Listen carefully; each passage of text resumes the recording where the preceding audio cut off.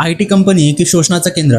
नाशिकमध्ये 8 मुलींचा छळ झाला आणि तिथली एचआर निदा खान ही फरार आहे. नाशिकमध्ये आयटी कंपनीच्या नावाखाली एक गलिच्छ प्रकार सुरू होता. तिथे 8 महिलांचे शोषण झाले आणि तिथली एचआर निदा खान ही फरार झाली, जे की ह्या सगळ्या कांडमागची मास्टर माइंड आहे असं म्हटलं जात आहे. आणि ही फक्त हॅरेसमेंट नाही, हा एक पॅटर्न आहे. सिनियर स्टाफ कडून मुलींना लग्नाचा आमिष दाखवणं, त्यांचं शारीरिक शोषण करणं आणि धार्मिक सक्ती करणं, आणि हे सगळंच तिथे उघडपणे सुरू होतं. आणि याहूनही धक्कादायक म्हणजे ह्या पीडित मुलींनी जेव्हा एचआर निदा खानकडे याविषयी तक्रार केली, तेव्हा तिने त्या मुलींना मदत करण्याऐवजी जे गुन्हे होते ते दडपले तिच्या अधिकाराचा वापर करून. आता ह्या प्रकरणामध्ये पोलिसांनी 6 जणांना बेड्या ठोकल्या आहे आणि एसआयटी चौकशी सुरू आहे. हा लव्ह जिहादचा कॉर्पोरेट चेहरा आहे का, हा प्रश्न आता उपस्थित होतोय. कारण ज्या मुली यांच्या जाळ्यात अडकल्या नाही त्यांना कामावरून काढून टाकू किंवा त्यांच्यासोबत अजून काहीतरी वाईट करू अशा धमक्या या ठिकाणी देण्यात आल्या होत्या. आणि असल्या धमक्या देऊन त्यांना राजीनामा द्यायला भाग पाडलं जायचं. शिक्षणासाठी किंवा जॉबसाठी बाहेर पडणाऱ्या आपल्या आया बहिणी सुरक्षित आहेत का, हा प्रश्न आता नक्कीच उपस्थित होतोय. अशा नराधमांना आणि त्यांना साथ देणाऱ्या प्रत्येकालाच फाशीची शिक्षा व्हायला हवी. याबद्दल तुम्हाला काय वाटतं? अशा कंपन्यांवरती कारवाई व्हायला हवी का? कमेंट्समध्ये मला नक्की सांगा.